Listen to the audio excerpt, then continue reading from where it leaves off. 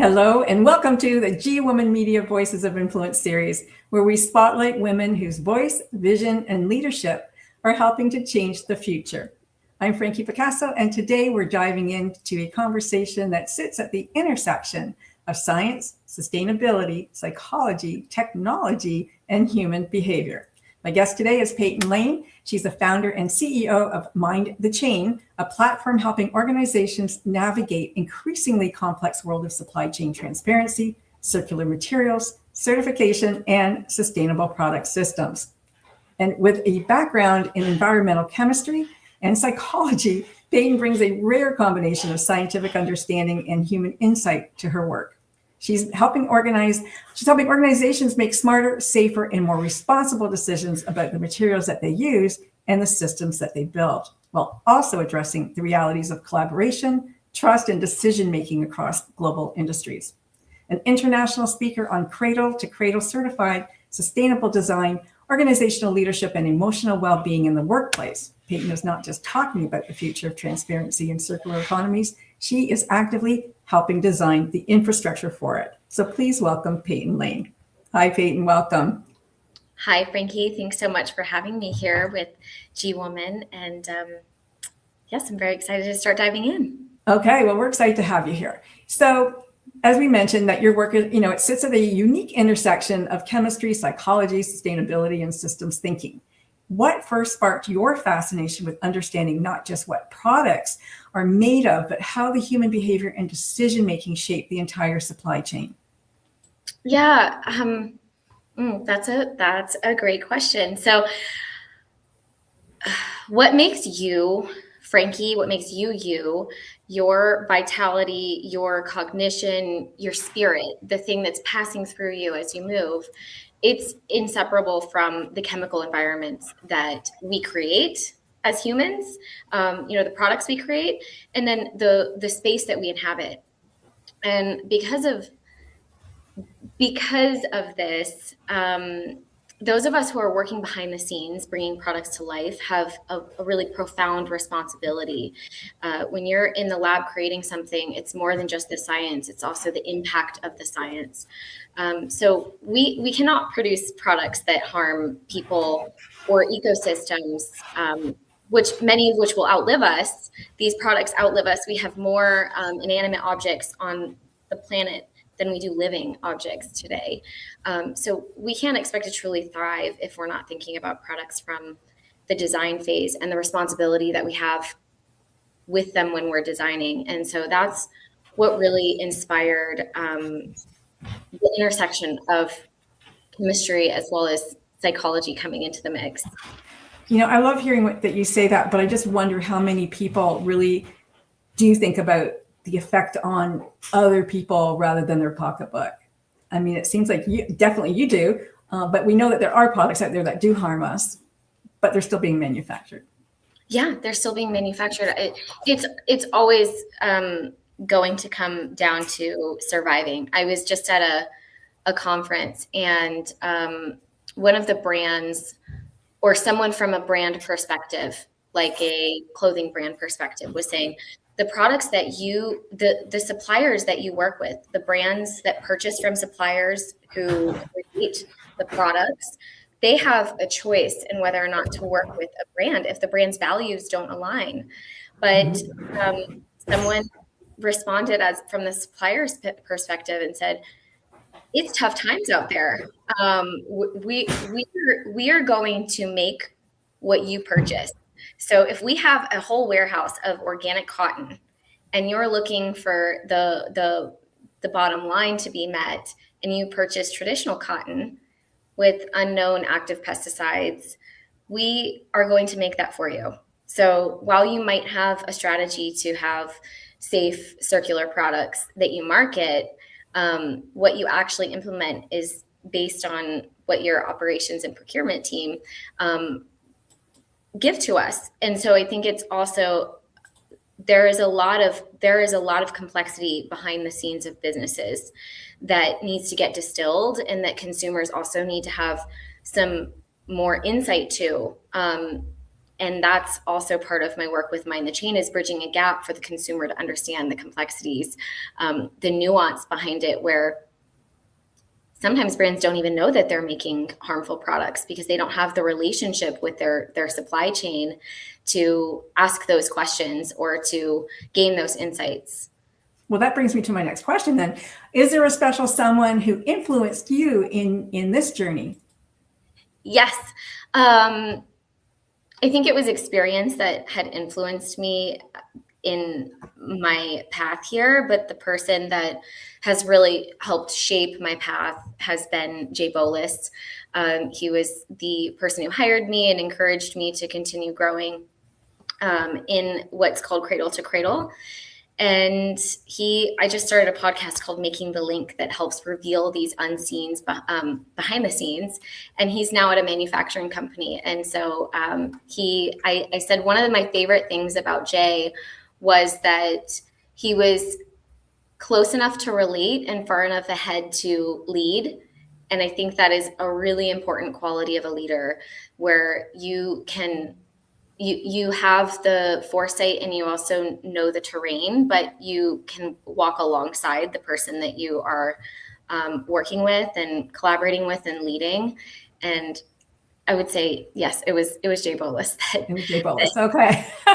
I like that he helped to shape, who you are. And it's kind of a chicken egg question, I guess. It's not, but what came first for you, the psychology or the chemistry?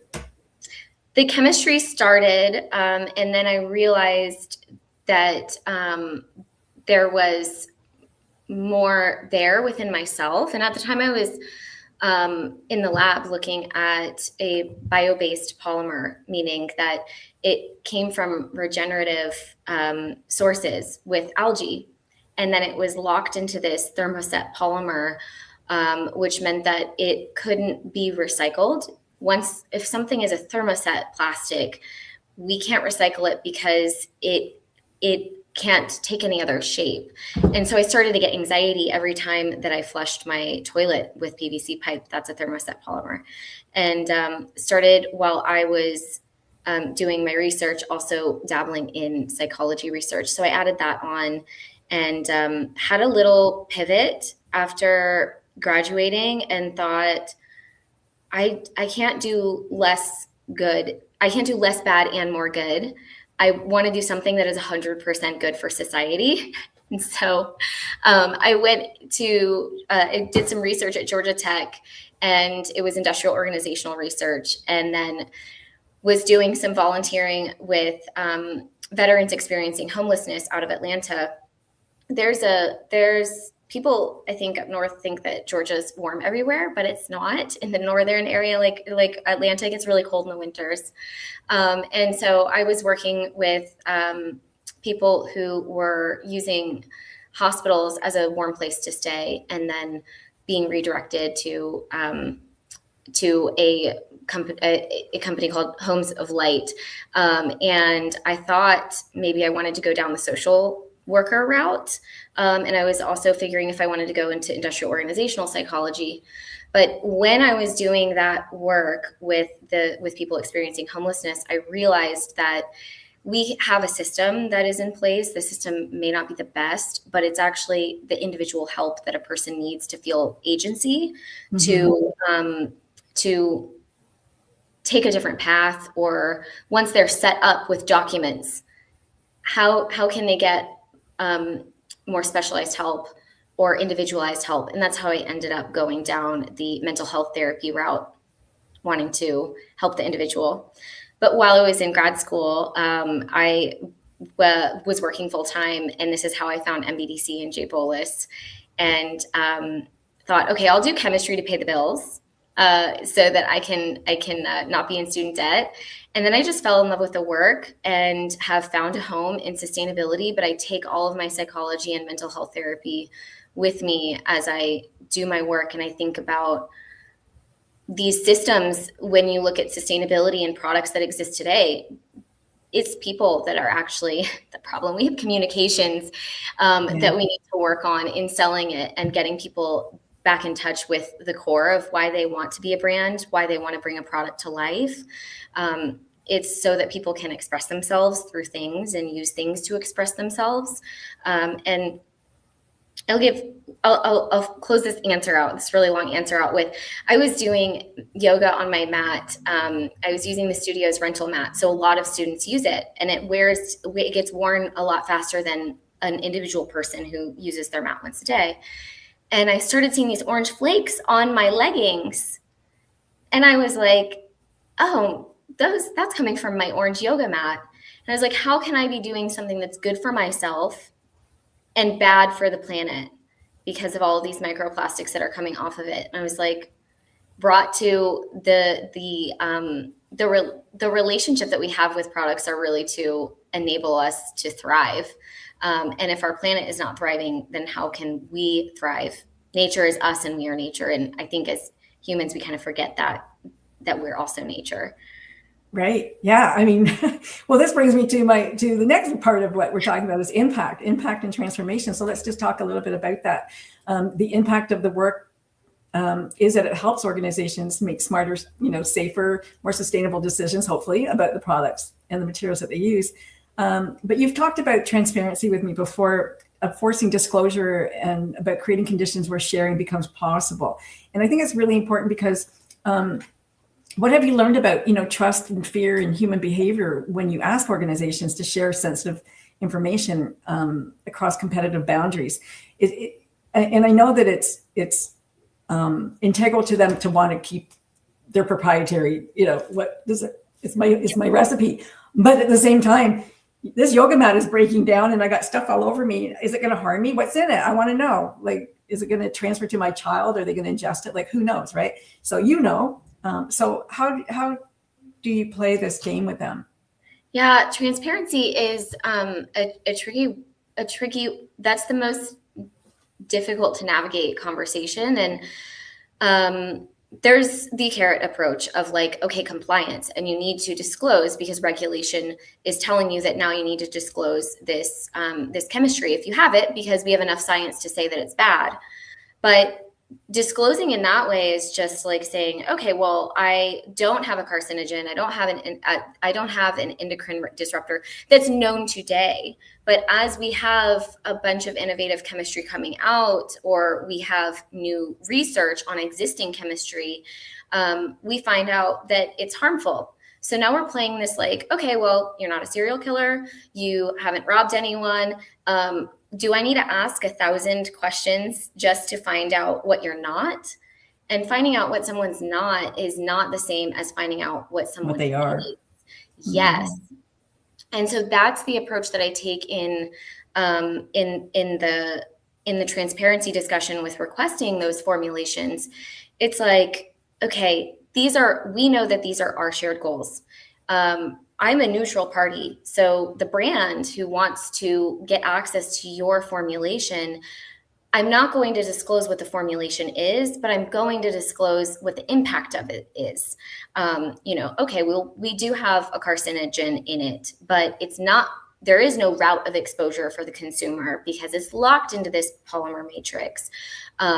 So unless it burns or something like that. Right? Yeah, and then there's incinerate. We have to look at end of life pathways, incineration, and then what is the environmental impact? And so, yeah, it could be a carcinogen, and then it could also have a climate endpoint that we need to look at. And so we do this fully robust analysis, and if it is a supplier that has the shared interest of their customer, so the brand, they want to be in step. Because the relationship with their customer is what keeps the account open. And that is more of the carrot approach versus that regulatory stick approach of saying, I need this, you tell me, where they get to go on a journey alongside each other. And then the supplier also benefits from knowing this about themselves as well.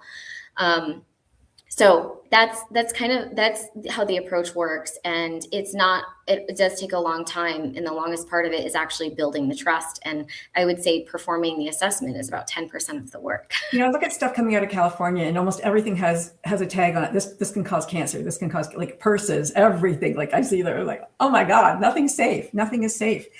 Are they overzealous or honest? So if there is a tag, and so Prop 65 is is this list where it's probably requiring it to say that it has some hazardous substance in it. There's a hazard approach. There are two approaches towards looking at chemistry, and if it's in your product and it is on that list, you have to disclose. But the tricky thing is that it also causes fear mongering to the consumer who's like, well, this is a terrible chemical and now I don't want to purchase this thing. What is the context of it? It might be below a threshold. And so companies can go on the market in California and they now have to put this label on it.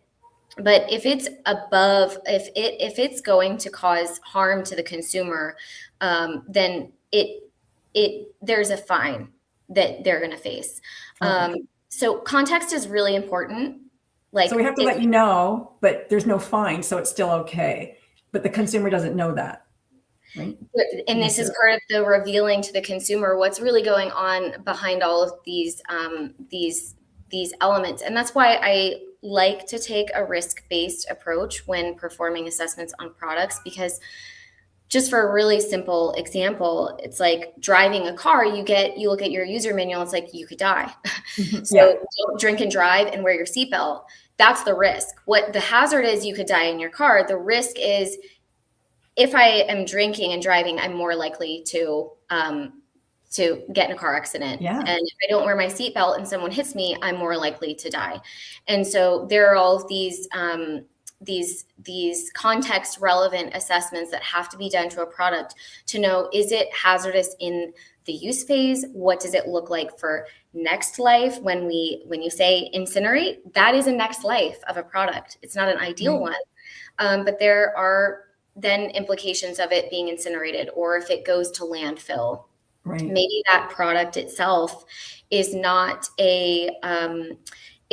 hazardous, but if it is, it could be part of transformation products where then these chemistries start linking up, and then together, once they combine, it is hazardous. So there's a lot of nuance behind the chemistry, and that's why a contextual approach is so important, and important not to just look at what the hazard is on the label, or if something says free of, or know this or know that in it. Wow, the work that you do is just so fascinating to me. I just love it.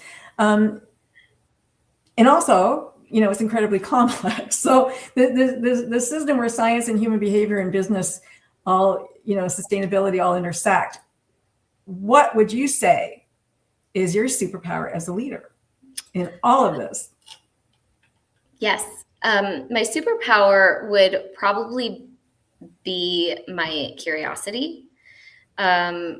Understanding, I like to know what's underneath the layer that I'm looking at, and what formed that layer.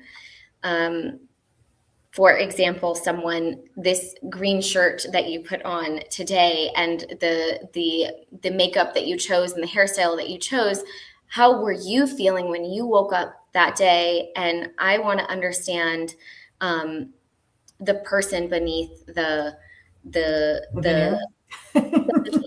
yes. And it's set, you're expressing something, but there's also so much more, and just being open to the fact that there is more to the story is something that I think serves transformation really well. Just curiosity. Okay, I like that. Well, I'll tell you what it was. Color makes me happy as an artist, so I like to work right? That's right, because you're a painter. Exactly. I know that you're, a fairly new mom.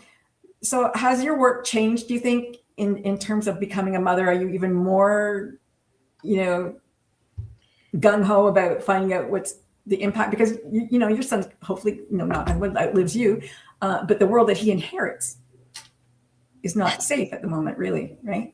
That's right. It's something that my husband is even now really starting to come into the space and wanting to be a part of the change. And yeah, I was at dinner while pregnant with one of my colleagues and advisors, and he has 4 children. And he said, when you become a parent, like, you're already this full circle, like Peyton is already completely full. This thing that when you become a parent is you actually just pop out another dimension of yourself.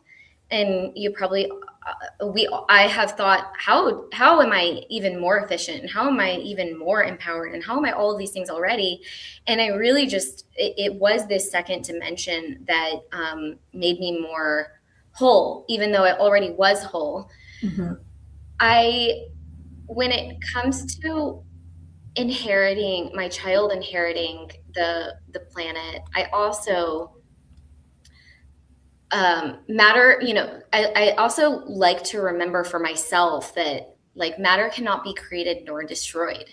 So all of this physical body that I'm in today, my spirit will continue on. And where will my spirit manifest in physical form in my next life? Or the ripple effect that I have on how I exchange with someone at the bakery, that whatever exchange I have that's coming out of me, and I'm exchanging with them. And so to me, it really starts with the inner being, and the inner being is what creates our outer impact.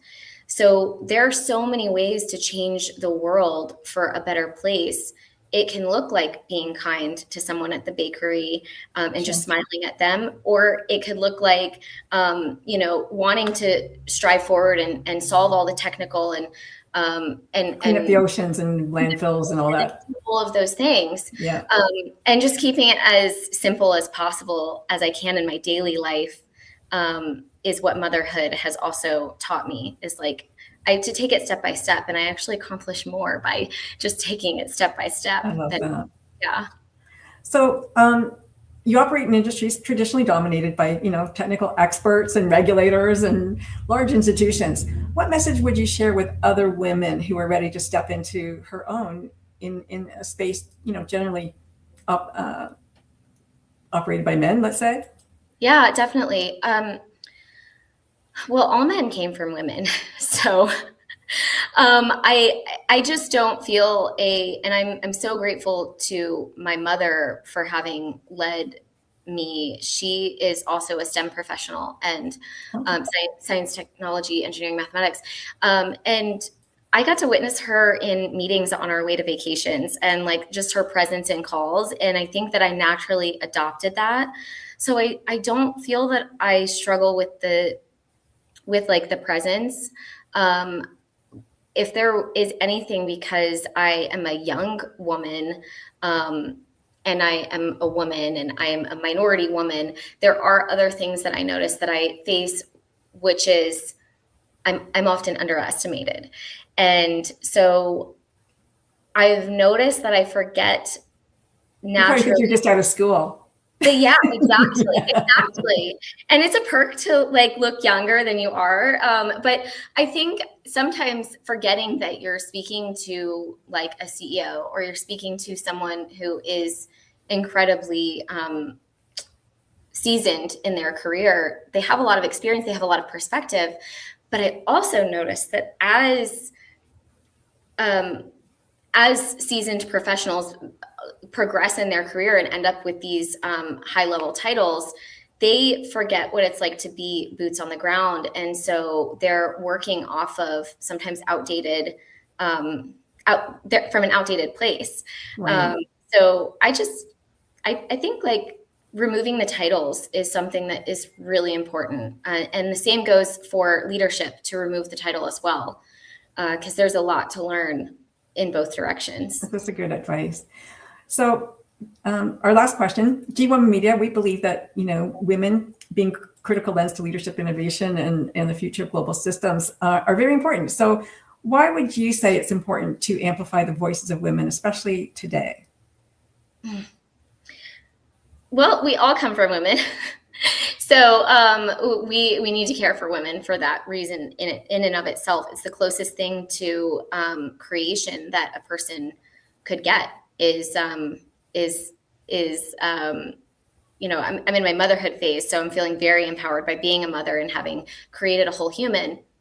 But I think that women need a voice and they need a space, because there's a lot of creativity that inherently comes from being a woman, and that's innovation, and that is connection, and every woman deserves a voice for herself to be able to represent herself beyond just, how can we get close to creation and creativity, but also equality. That's like the bare bottom. Women need equality. And so we need to be in those rooms. I have to ask you, I know we're running out of time. Are there men that do what you do, have taken the psychology and the chemistry and created a space for themselves like you did?